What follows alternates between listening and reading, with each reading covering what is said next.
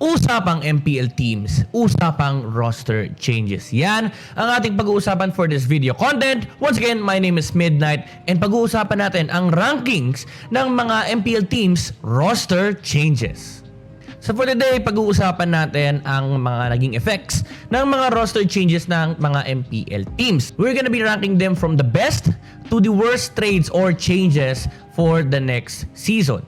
Siyempre, hindi naman may iwasan na i-compare yung previous team to the current change team ng mga MPL teams para malaman mo or magkaroon kayo ng base understanding kung ano ba yung nagbago talaga sa kanila. Also, hindi rin naman may iwasan yung comparison ng mga teams na nag-change din ng kanilang roster. Mas maganda ba yung roster trade nito? Mas maganda ba yung pinalit na player? Mas maganda ba yung roster ng team na to compared sa isang team na nagpalit din ng roster? So, for this video, pag-uusapan natin yung rankings, no? In comparison to other teams na nagpalit din ng roster. Now, do take note na ang pag-uusapan natin dito is number 1, MPL teams lamang. So, hindi kasama yung mga hindi kasali sa MPL. Number 2 is yung mga teams na nakapasok sa playoffs. So, hindi na kagad automatically kasali dyan ang BSP at Blue Fire. And of course, number 3, pag-uusapan lang din natin yung mga nagpalit ng roster. So, automatically disqualified na sa video natin ang Bren Esports at Omega Esports. Now, to have a fair rankings for our teams, meron tayong point system depending on the value of the player and depending on how heavy the move is. So, lalatagan natin ng mga points ang mga players na gagamitin natin for this video para magkaroon tayo ng fair baseline kung paano nga ba natin iraranking ang mga teams. So, ito yung list ng gagamitin natin for the point system for the players. Yung value na nakikita nyo is, for me, my personal evaluation of how valuable these players are on their specific roles. We have Kyrie alone on the 7-point department, as well as Venus on the 6 points department. And then you also have BENNYQT, Hate, KLVJ, and HADESS on the 5 points department. Wise, Exhort, and Edward naman sa 4 points. JP, MB, Hate, and JANUS on the 3 points department. Now, do take note na naulit si Hate dito dahil ibang rule naman yung ginagampanan niya dito sa mid 3 points department. With the rest, Sujin, Chester, James, and Der on the 2 points department. Ngayon, meron na tayong score on how valuable the players that are involved in the roster changes are. Let's talk about the rankings of the teams. First off, we have Execration. Execration had a roster change na medyo nasaktan ang team at pati na rin ang fans. Dahil for the longest time, lahat ng viewers, especially the fans of Execration, ay hinihintay yung championship title for the team and specifically Zapnu. They were very close to the title. MPL Season 6 was the chance for the team to finally claim that trophy for Billy. Unfortunately, they lost to Smart Omega, who went on to take the second place of the tournament. Ngayon nawala si BENNYQT at pati na rin si Hate sa team na to, we have to of course deduct the points of the player na hawak nila on Execration, bringing down their points to -10. Pero syempre, hindi naman porkit na wala yung dalawang player, -10 na yung score ng Execration. They included 2 new rookie players on their roster. One being Kelra, na winelcome na ng Execration, and another rookie player na papasok sa team na to. Being both rookie players, we have to of course give them at least 2 points no for the new bloods aspect and syempre yung potential growth ng mga player na to. Now, Execration is down to -6. Medyo masakit pa rin, pero kaya siya -6 dahil talo ang Execration sa naging roster change this MPL season. Now, moving on to Signal Ultra. Actually, Aura was the first one to announce the departure of HADESS from Signal Ultra dahil nga siya na yung pinakabagong funnel ng Aura PH. So of course, that means Signal Ultra will lose their funnel and HADESS being transferred over to Aura will deduct 5 points to Signal Ultra. Katulad ng Execration, meron silang dalawang bagong player, being JANUS and Der. Now, these 2 players have already performed in front of the professional audience, being that the Nationals. JANUS for me, and do take note that this is a personal opinion, is a very good player. He has promise on this team. That being said, we'll add 3 points for JANUS on Signal Ultra, as well as 2 points on Der. Ngayon, dahil si Der ay papasok sa lineup ng Signal Ultra, we have to deduct of course yung player na mawawala, which is Chujin on Signal Ultra. Hindi naman siya completely mawawala sa roster ng Signal Ultra dahil siya ay magiging 6-man ng team. So dahil 6-man si Chujin, and effectively hindi siya makakapaglaro sa 5-man roster, we will have to deduct 2 points on Signal Ultra. So medyo nag-balance out lang yung pagpasok ni Der on this roster and sa pagiging 6-man ni Sujin, pero definitely you should watch out for the potential of Der to grow on Signal Ultra. Now adding up the scores for Signal Ultra, they're down to -2, which is relatively okay since ang hinahanap mo naman is yung growth potential ng team, pero definitely they lost points compared to what Signal Ultra was before nung MPL Season 6. This just means na mas mababa yung score ng team ngayon ng Signal Ultra, pero they can definitely have a better future moving forward. Now, the next team on our category is of course the team that traded HADESS from Signal Ultra. Actually, hindi nga trade parang kinuha lang ng Aura si HADESS kasi wala naman silang binigay sa Signal Ultra. Aura PH, of course, adding HADESS on this roster adds 5 points to this team, and dagdag na rin natin dyan si BENNYQT from Execration with 5 points. Both on these players, Aura is now at 10 points. Ngayon, magtataka kayo bakit hindi ko in-include si Renzio on the list of our players, even though kasama siya sa naging roster changes ng MPL teams. The reason why I did that is because Aura PH, for the longest time, has been switching players out. Pero ako kasi personally, I see KLVJ and Kilowash sitting at both 5 points. So when you put Renzio on the roster, it effectively reduces the number or the value of Aura PH. So to remove the unreliability of our values and to have a proper baseline, I used KLVJ and Kilowash as the baseline for Aura PH, which is fine naman dahil both players for me ay meron namang 5 points. Now, speaking about KLVJ, isa ring player na nawala alongside Renzio on Aura PH, that reduces the number of Aura PH down to 5 dahil ang value ni KLVJ ay 5 points. So 10 minus 5, 5 points, quick maths. Of course, with HADESS coming into this roster, one guy has to step down for the full 5-man active roster, and that is of course JP. With JP being valued at 3 points, that reduces the number of Aura PH down to 2.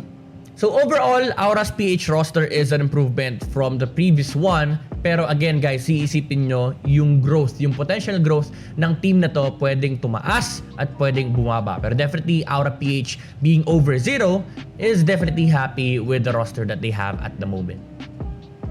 Now, let's move on to the rivals of Aura PH naman, which is Onyx PH. Now, with the roster changes of MPL teams, the biggest one and the most unexpected one came from Onyx PH, with Venus and Wise or the VWise tandem leaving their very first professional team.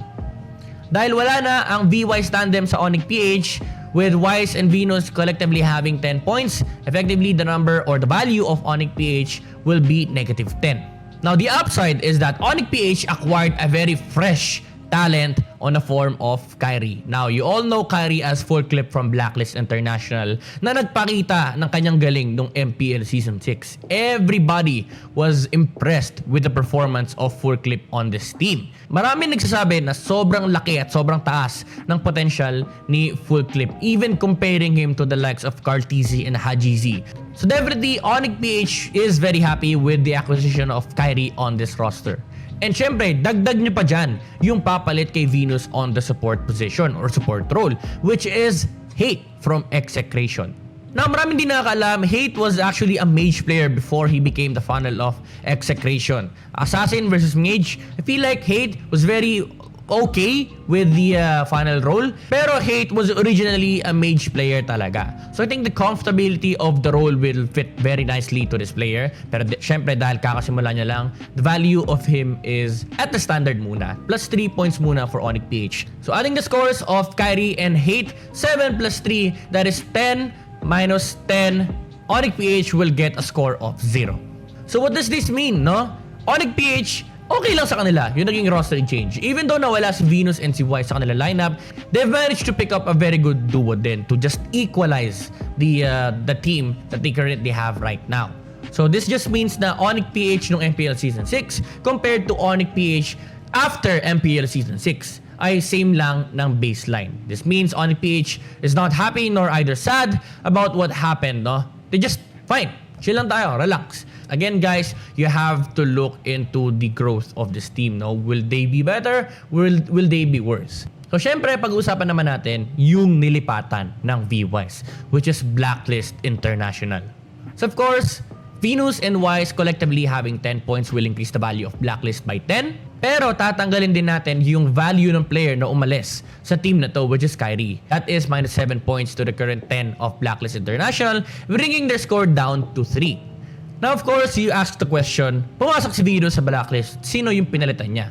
And for the longest time, all assumptions point to Edward wanting to join NXP, no? So with Edward being the probable player that will leave the roster, just be an inactive player for Blacklist International, that will of course reduce the score of Blacklist International by 4 with the value of Edward, bringing their score down to -1. So as Blacklist International, you might feel na parang nalugi ka sa trade, pero hindi naman ganun kalaki kasi nga nakuha mo naman yung VWise tandem, and hindi rin naman ganun kalaki yung loss. Again, you all have to look forward into the growth of the team, and Blacklist International, although medyo hindi nila dadamdamin, alam mo na parang nasa puso mo, nasa utak mo na medyo may nalugi kang konti, pero hindi naman na malaking ano sa kanila. Hindi naman na malaking problema dahil sobrang sikat naman ng VWise, and that will bring in another level of, popularity to Blacklist International. So overall, panalo pa rin naman ang Blacklist International.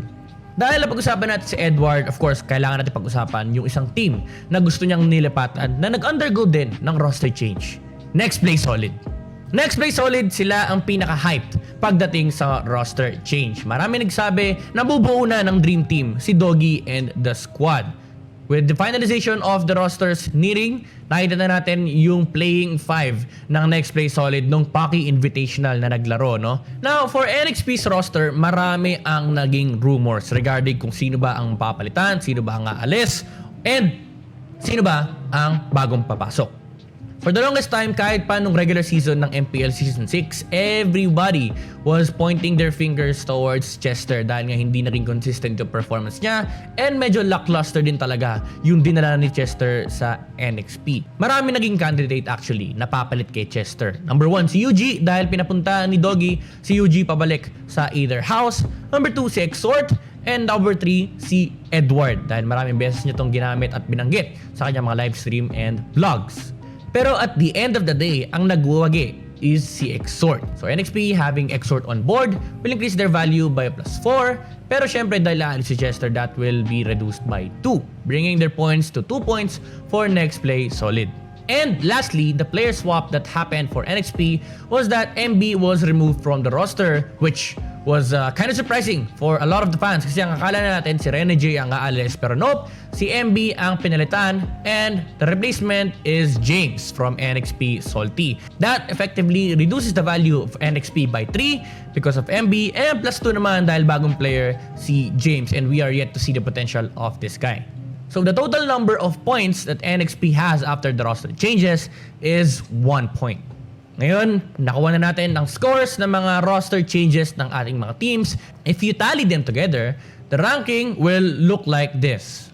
With Aura comfortably sitting at 2 points, NXP sitting at 1 point, Onyx with 0, Blacklist at -1, Signal with -2, and Execration at -6. So alam nyo na kung sino yung mga malulungkot na teams and sino yung mga masasaya after the roster change. Again guys, hindi kasama ang Bren Esports at Omega Esports dito dahil hindi naman sila nagpalit ng players. So overall, the winner of the roster change or the roster trades na nangyari with MPL teams is definitely Aura PH. And the biggest loser out of them all is sadly Execration. Losing BENNYQT and Hate on this roster was just a big blow to the team. I think for NXP, Onyx, and Blacklist International, they were definitely very chill about what happened, no? Even though may mga nawalang players sa kanila, may mga bago naman pumasok, hindi ganun kalaki yung naging impact sa kanila. Kahit pa sabihin natin -1 point yung Blacklist International, I feel like it's a very big win overall. Kahit pag-usapan nila, no, yung value natin daw -1. I don't think they would care kasi they have VWise naman, no? One of the actually 2 of the most popular ML personalities out there. So it brings it brings a different advantage to Blacklist International. So there you have it, guys. That is my rankings of the MPL team roster changes that has transpired. Again, Aura PH was the team that won the overall trade out of all 6 teams na naging involved sa roster changes. That's it for me. I hope you enjoyed this video and definitely we'll be seeing each other very, very soon. Once again, guys, this is Midnight and bye-bye.